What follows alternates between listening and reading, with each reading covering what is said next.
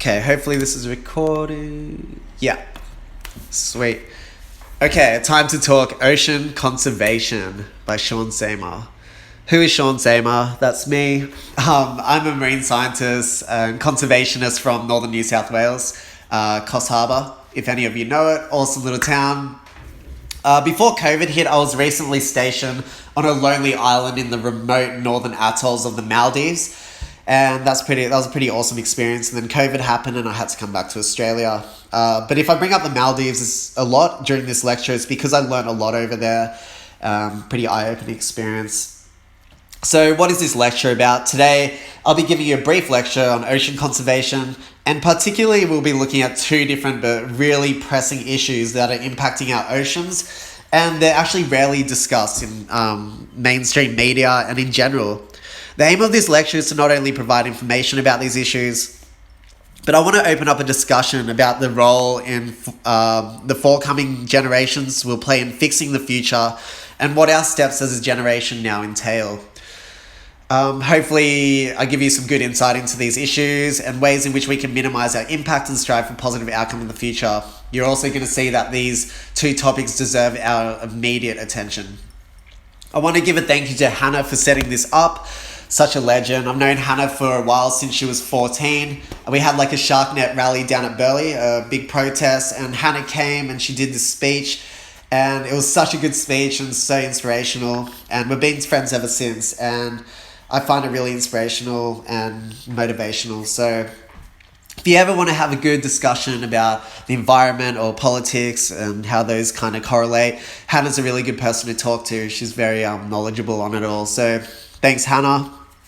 And quickly before we get into it, I just want to say I have really bad hay fever today. So my voice is very nasally and I might sneeze a bit. It's just because of spring. So I really get so heavily affected by it, which sucks.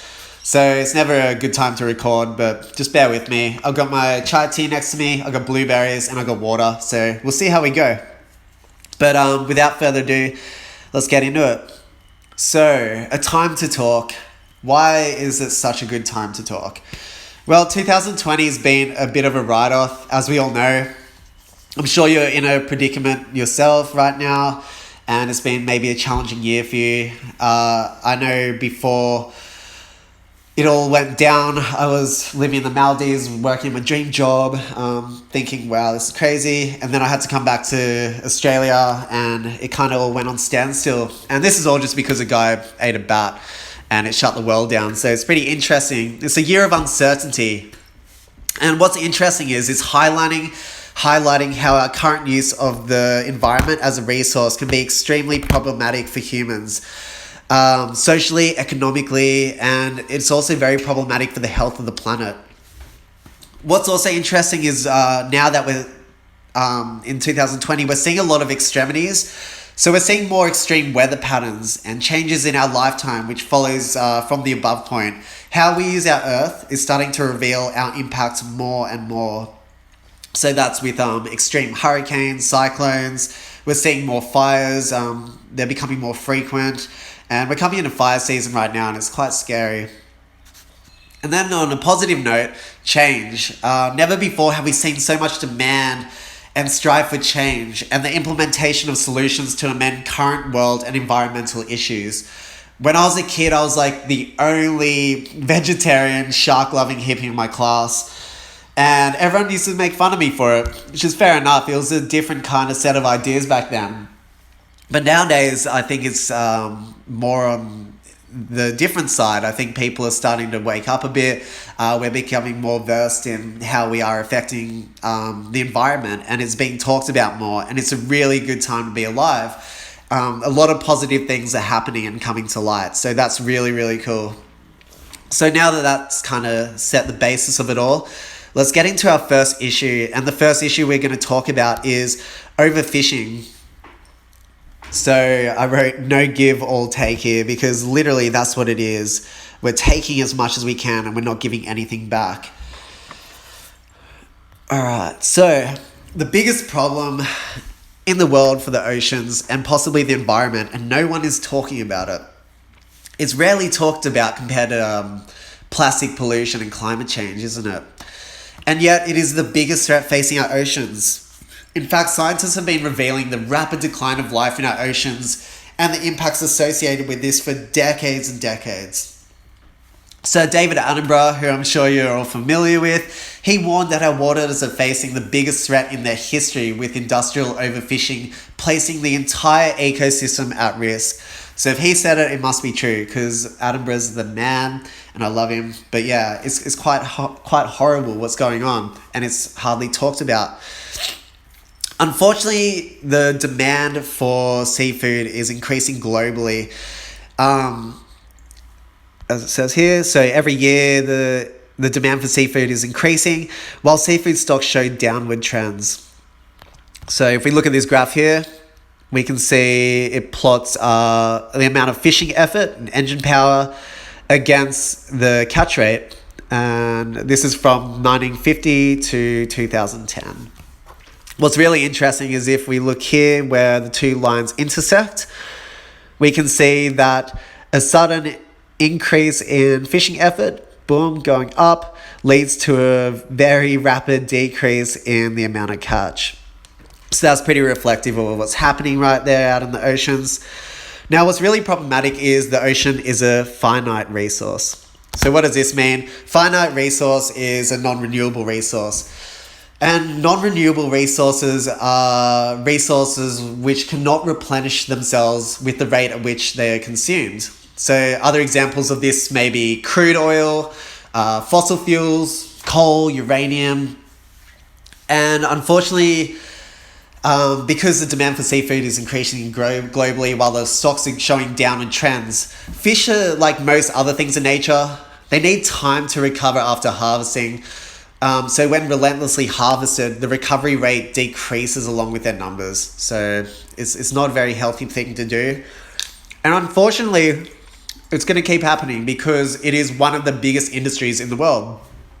And it's forecasted to be worth $155 billion by 2023. So in the next 3 years. So that's probably why it's not talked about as much, because it's generating a lot of income and supporting a lot of world economies. And this is a pretty good infographic here by WWF. So fish populations essential for food and jobs have crashed by 50% in the last 4 decades. And then if we look from 1970 to 2010, the rate of catch has heavily declined here. So pretty awesome infographic there. So why is it the biggest issue? Well, let's take a look. So first and foremost, over 90% of the world's fish stocks are in fact fully exploited, overexploited, or depleted. This is according to the World Economic Forum, which takes a variety of scientific studies and kind of analyzes them and makes claims based on that. There are many direct and indirect effects from taking life from the oceans.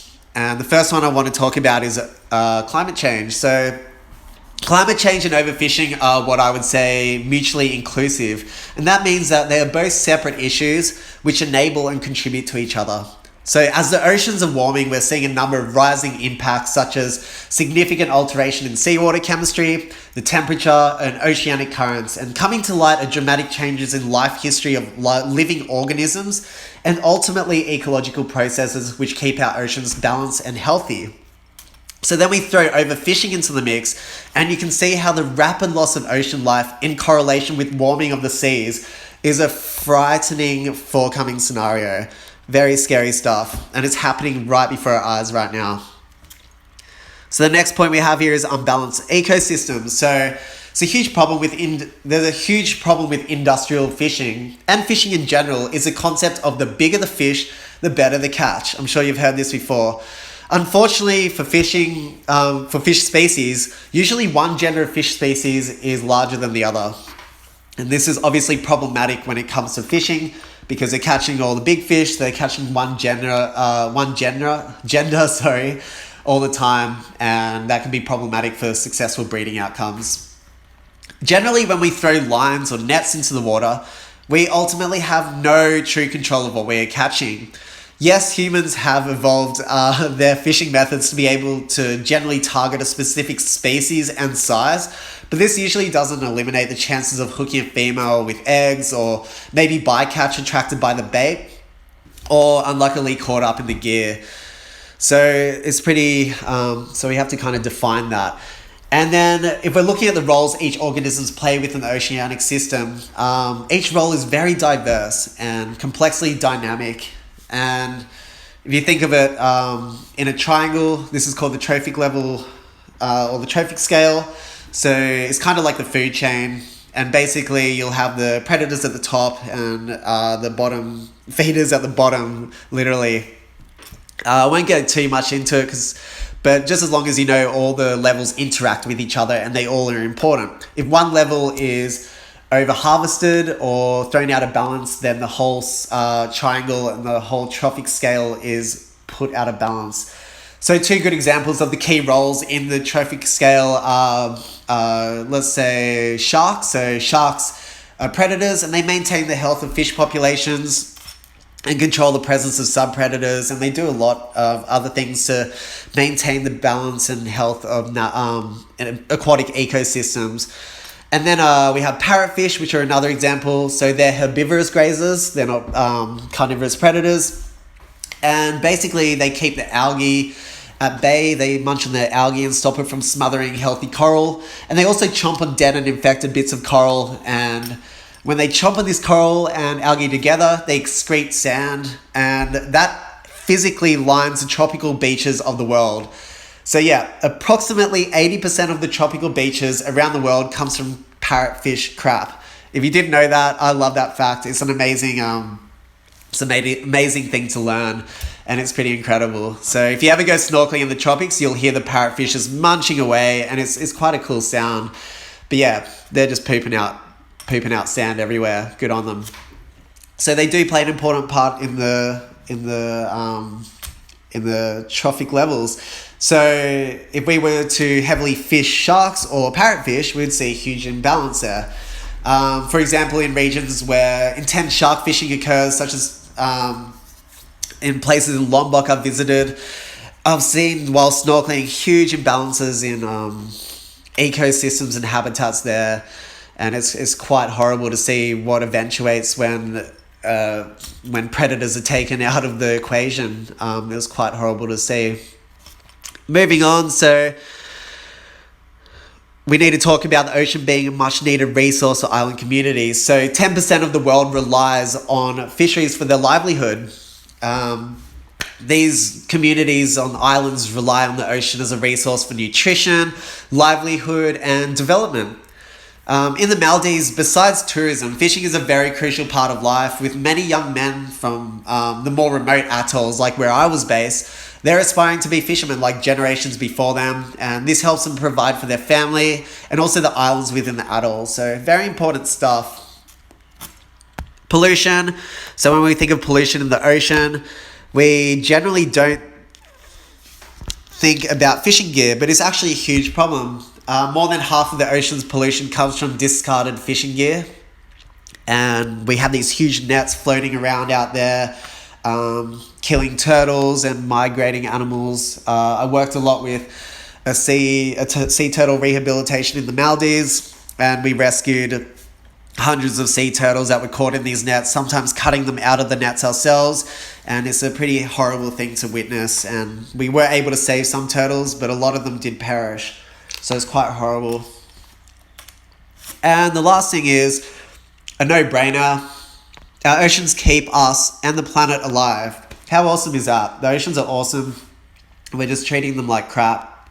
So as we know, the ocean provides us with 70% of the oxygen we are breathing. It also regulates the climate and absorbs CO2, which is pretty awesome. So this little infographic here, we could see fishless oceans by 2048. That is a scary prediction, and it is a fact. And a lot of scientific studies have predicted this. And yeah, it's very scary. So what are we doing to ensure this doesn't happen? Management, or should I say irresponsible management. So less than 10% of the world's oceans are protected, and an even lower 2.5% are highly protected. So MPAs which are marine protected areas, are designed to protect areas from fishing and collecting. And some regions are zoned as no-take areas, which are highly protected areas. So these are the 2.5%. And that means nothing can be taken, which is really awesome. Within some MPAs, fishing is allowed to occur with certain restrictions in place. So we'll have a look at the map here, and this is from WWF, and it basically looks at all the MPAs in the world, how much of the world's oceans are protected. And as you can see, it's not a lot visually. And yeah, that is the 10% and the 2.5% that are protected. And you're probably thinking, well, it's better than nothing. It's a strive in the right strive in the right direction. Yeah, it definitely is. But unfortunately, fishing still occurs illegally within protected areas, which are poorly managed or in regions overrun by corrupt politics.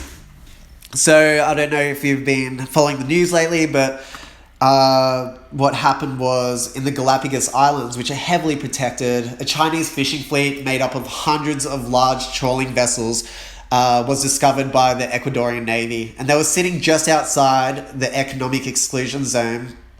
The EEZ, Economic Exclusion Zone, is actually an area of the ocean in which a sovereign state has jurisdiction over natural resources, and this is enforced by the United Nations.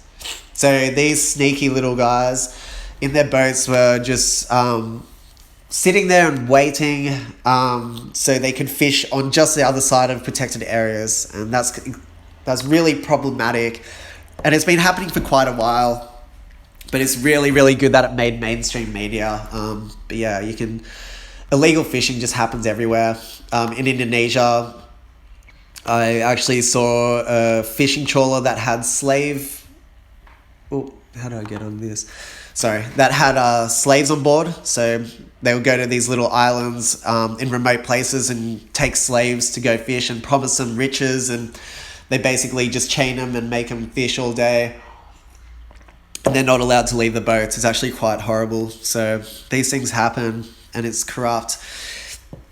So international waters have no management or monitoring in place, which is horrible to think how much fish is actually taken from those parts of the world that are international waters. And then even in waters that are monitored and catch data is recorded, it's often not recorded properly, and therefore the amount of sea life caught per year is heavily misrepresented by numbers. So that's something to think about. But there are places that are doing quite well. So like Palau is a good example of a country setting the pace to combat illegal fishing. It actually got given a special fund by the Food and Agriculture Organization to police its 500,000 kilometer square marine sanctuary. So that's really awesome. And I think they were one of the first places to have the biggest shark sanctuary in the world. So that's really, really cool. Palau's striving the way for that kind of area and region. Aquaculture, yes or no? So aquaculture theoretically is a good idea. I mean, we can grow our own food rather than take it from the oceans. But unfortunately, it's still very environmentally harmful, and the current reality and climate has had a huge impact on the environment. So most of the seafood consumed today is actually farmed, and I think 80% of the seafood here eaten in Australia comes from overseas and seafood farms. So places like this is a aquaculture farm in Southeast Asia. And this is probably once a flourishing wetland mangrove site habitat. And they clear these big, beautiful mangrove sites and they put these large-scale farming operations here. And what they do is completely degrade the wetlands on global scale. They're also responsible for pollution and contamination. So they're very horrible. And it seems like most of Australia's seafood is actually coming from these places. Which is a scary fact that I didn't even know until I looked into it. In some scenarios also, it takes twice the amount of wild-caught breeding fish to successfully breed farm fish. So that's a kind of conundrum, isn't it? We're taking more wild fish than is needed to produce farm fish, so that kind of doesn't make sense. Something advantageous is that shellfish and seaweed farming can be positive for mitigating water pollution and combating climate change. So shellfish are actually bivalves, and they kind of clean the waters around them, and clean their environment, and they absorb contaminants in the water, which is why you should not eat them, because they can contain traces of metals. And also, obviously, seaweed needs CO2 to survive like terrestrial plants. So farming seaweed can actually be good against mitigating climate change conditions. So that's pretty positive stuff. So I do need to look into agriculture more myself. I know that we do it well in Australia, but there's still a big problem with it, and I feel like technology, there's a lot of work to be done in terms of making it ethical and sustainable in the future. But hopefully we can crack the code on it. So speaking of the future, what do we do moving forward? So yeah, the whole prospect of having fishless oceans by 2048 is quite scary, and there have been no signs of seafood consumption slowing, quite the contrary. And in turn, there's no highly effective world management strategies in place to ensure these predictions will not eventuate. As I mentioned, some countries are taking the right initiative to protect their ocean life and resources, such as Palau, also the Maldives is as well, and Australia in some way. But lack of enforcement and international support is hindering success. We do need more studies to evaluate how we are affecting the oceans from taking life from them, and also how much life we actually are taking. And we need to communicate this to the public in better ways and more frequently. We also should reevaluate the word sustainable. This is something I kind of have... Oh, get back there. Sustainable, this word here. I kind of have a problem with it. Can we really call fishing sustainable if we're using a non-renewable resource? Are we just sugarcoating it by calling it sustainable? So that's something to really think about and maybe ponder yourself. I don't think it is sustainable. These are some pictures I took from the Maldives. So this is on just a little recreational fishing boat that we took out at night just to see how they survived on the ocean, and they're really good at it. And this is from a tuna factory. So these are all tuna cans waiting to get packed, and this is just one wall of these massive sections where there's tuna cans, and this is a big cage full of tuna, and the amount of tuna that was in that place was crazy to see. And what's good about this is that it's all pole and line caught, so no nets are allowed to be used in the Maldives. It's illegal, so they made good strides in protecting the natural resource. But the problem is they're so efficient at catching these tuna that they basically don't even need nets anyway. So it can still be problematic because we don't know how much fish they're actually taking by being so successful at using pole and line fishing.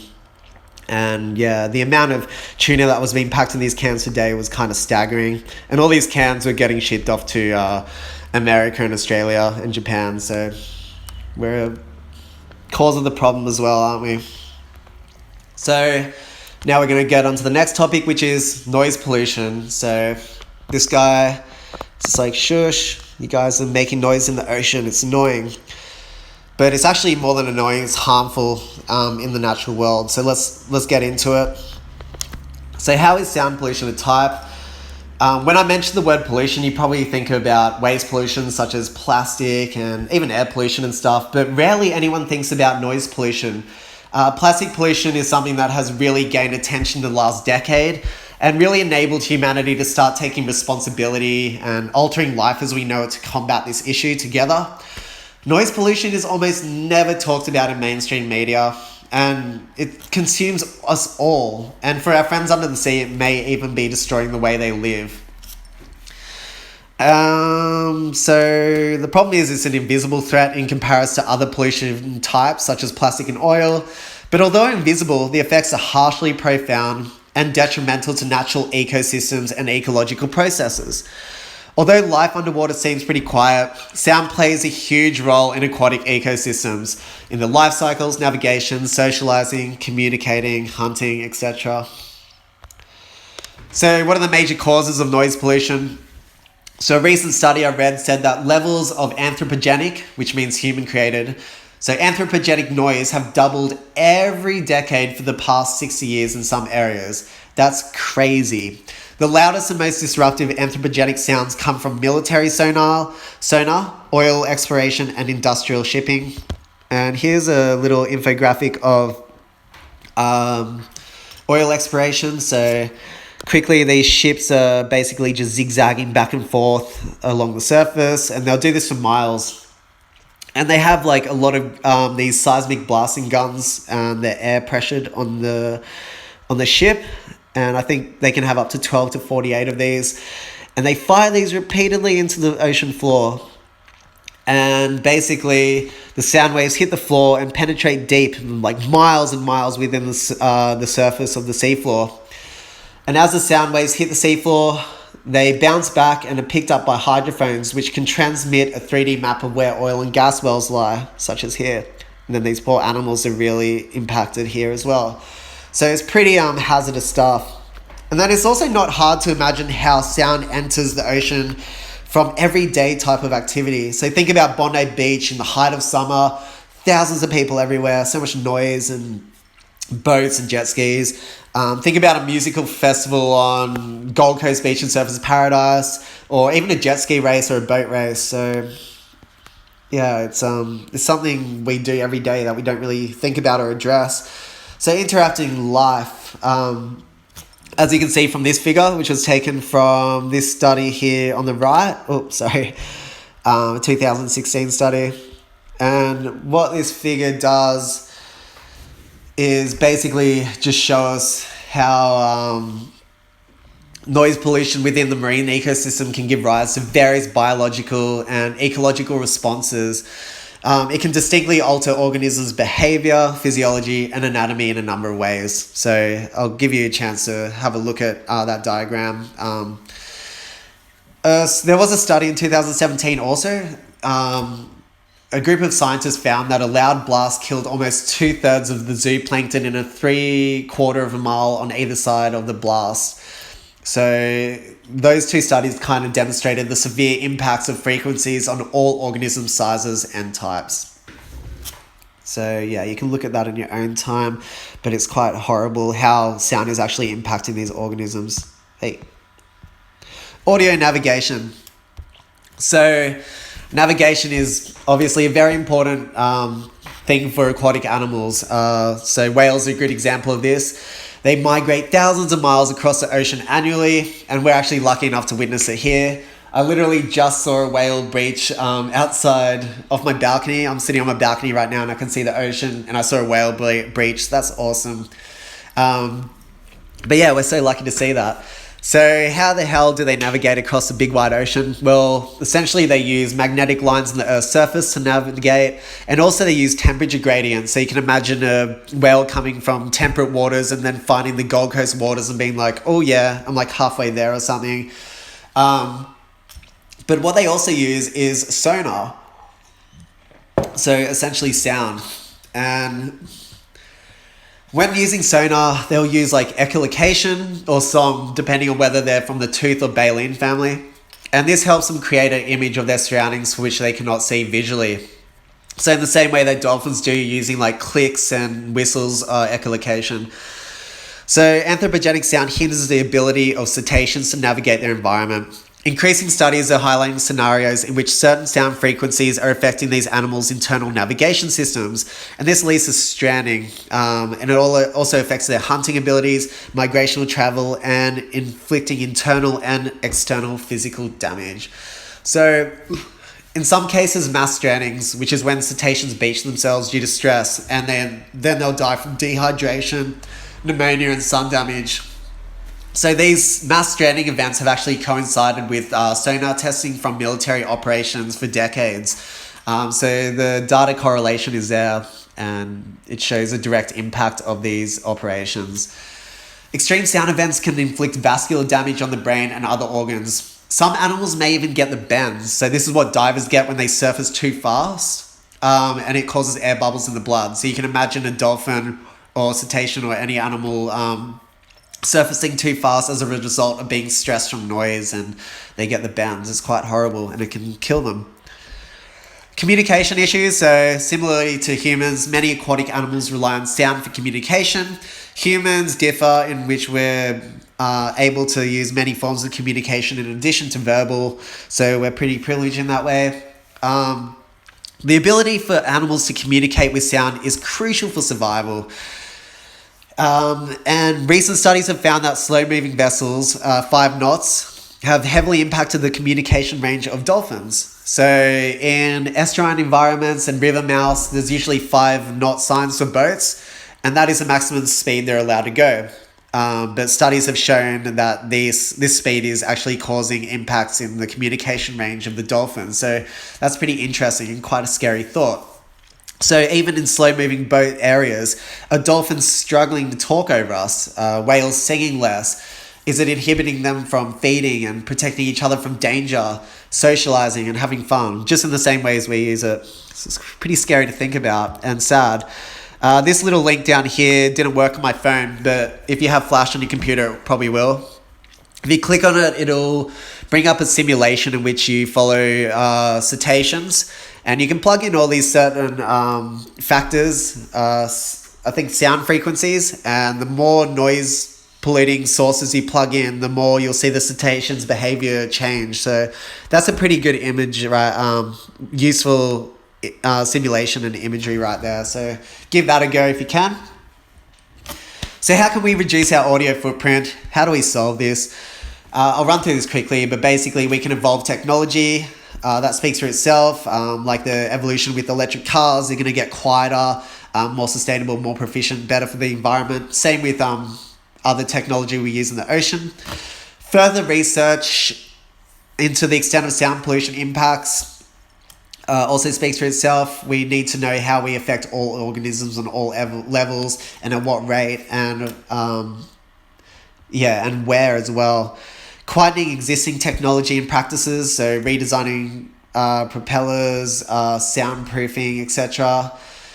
New acoustic standards, so the UN is actually discussing new acoustic standards to reduce noise pollution globally, which is awesome. And in turn, the NOAA wants to look at world ocean sound maps. So much like we saw with the overfishing map, which showed where MPAs are on the map, we can kind of create a digital world map of sound impacts within our ocean. And this is to bring more attention to the issue with visual aid and accelerate management efforts. Visual aid is actually a really good way of accelerating management efforts and enforcing things. So redefining exploration methods. We already talked about the severe impacts of current oil exploration and how it's affecting organisms right now. So we need to look into doing better with that. Also, restrictions on noise-sensitive regions. So we could look at putting restrictions on regions where there are biologically sensitive habitats. So, for example, where organisms might spawn or breed and feed. And then last but not least, awareness and communication to the public and companies. Very important stuff, and we can all play a part in that, which is awesome.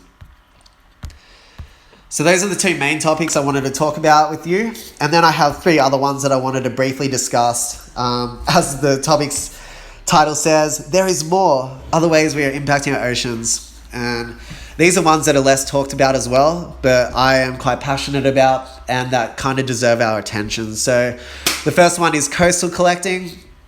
So that's essentially just picking up seashells. Sounds crazy, right? But it's actually having a huge impact on shell abundance worldwide. Shell abundance is declining, and this is damaging ecosystems and endangering organisms which rely on shells for their survival. I read actually at one beach in Spain, shell abundance had dropped by 60% due to tourist collection. That is staggering, 60%. And it has such a variety of impacts as well. So increased beach erosion. You can imagine if shells are crushed up, this produces sand. Along with parrotfish, of course. So if we're collecting all the shells, there's less sources for sand, and we're getting increased beach erosion. There's also a decline in the availability of calcium carbonate from shell recycling, and a huge drop in diversity and abundance of organisms which depend on shells ecologically and biologically. So next time you're on the beach and think about taking shells, have a think, maybe research into this in more ways yourself, because it's a pretty interesting topic and we've all been culprits, including me, of taking shells from the beach, and maybe too many.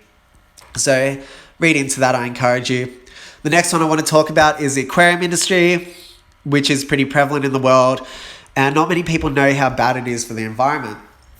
So the aquarium industry is actually a multi-million-dollar industry, and 1 billion fish are sold annually.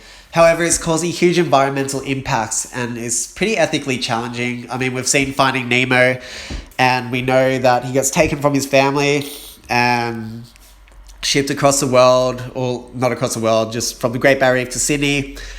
And the poor little guy just freaks out. It's not good for anyone.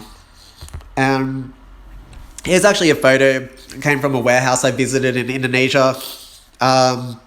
This is where they were keeping a small white-tip reef shark that could have grown to at least 2 meters, but was hindered by the place it was being kept.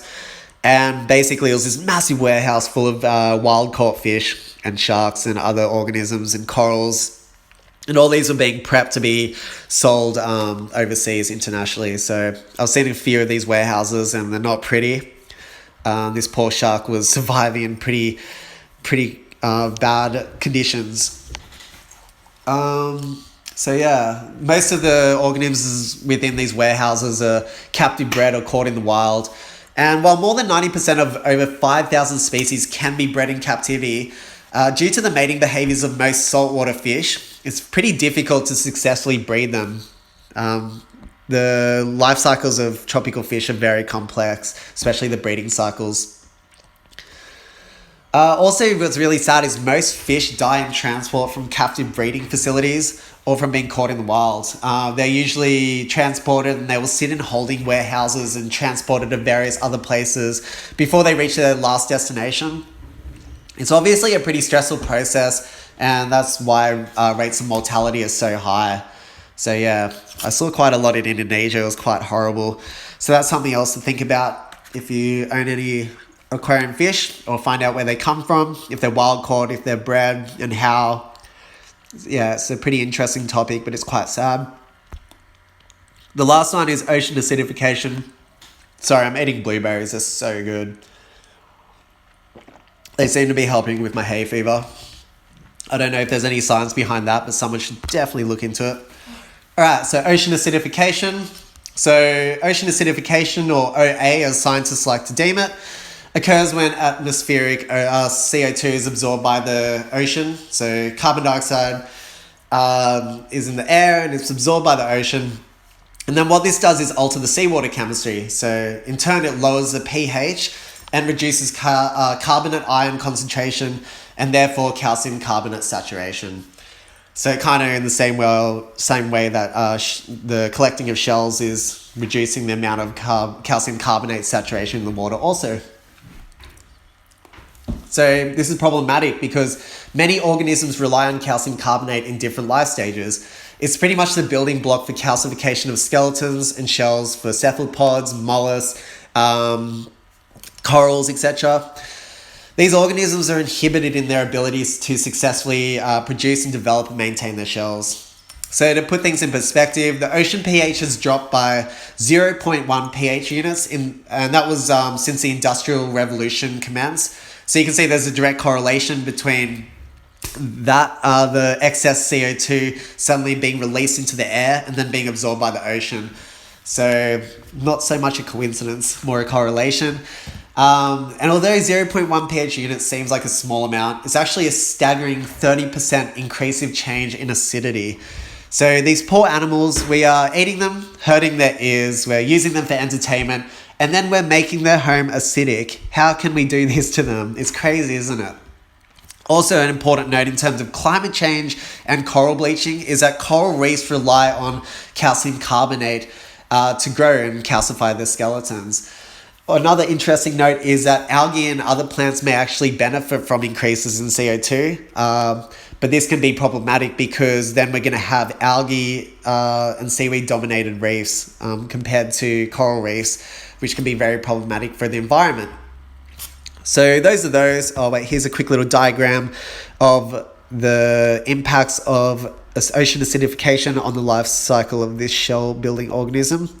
So you can see it's quite impactful here. It's horrible. It mutates the whole process.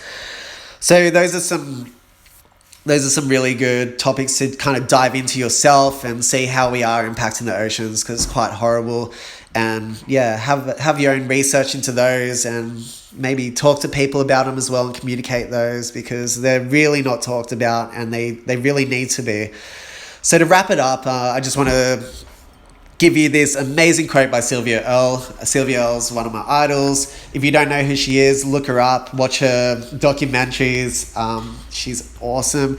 So our past, our present, and whatever remains of our future absolutely depend on what we do now. Sylvia Earle, what a lady. I love her.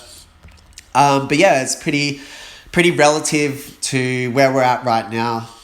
We really have to protect our future for future generations, and also our benefit and the benefit of the earth, of course. So it's really important to think about how everyday actions may be impacting the planet on every level. And we need to talk and discuss about this. It's not talked about enough. I try to talk about it with my friends, and a lot of them will get into it. Sometimes if we have a few beers, we'll get into it a lot.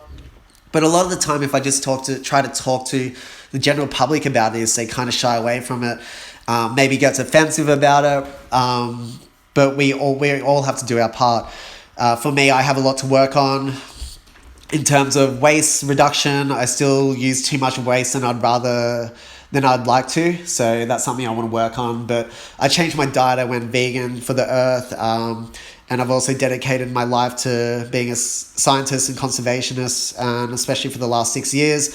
So there's a lot that we can do as individuals. And also watch documentaries. There's so many good documentaries out there right now for good information and visual representation of what's happening. Read scientific articles. They're awesome. I'm sure you're sick of it doing that at university, but they're very interesting, and they're a good communication for the facts. And then, yeah, communicate these concepts and theories and facts with people, the general public, your friends, your family. Observe what's happening around you. Get creative. There's so many ways that we can prepare for the future, and what we do now will either have a positive consequence or a negative impact. So let's sit on the other side of that and be in the positive consequence sector. So yeah, thank you so much for listening to me ramble on today. I hope you learned some stuff. And sorry about my hay fever, but yeah, thank you so much for listening, and hopefully I can talk to you guys about these other issues that I mentioned in more detail in the future. See you later.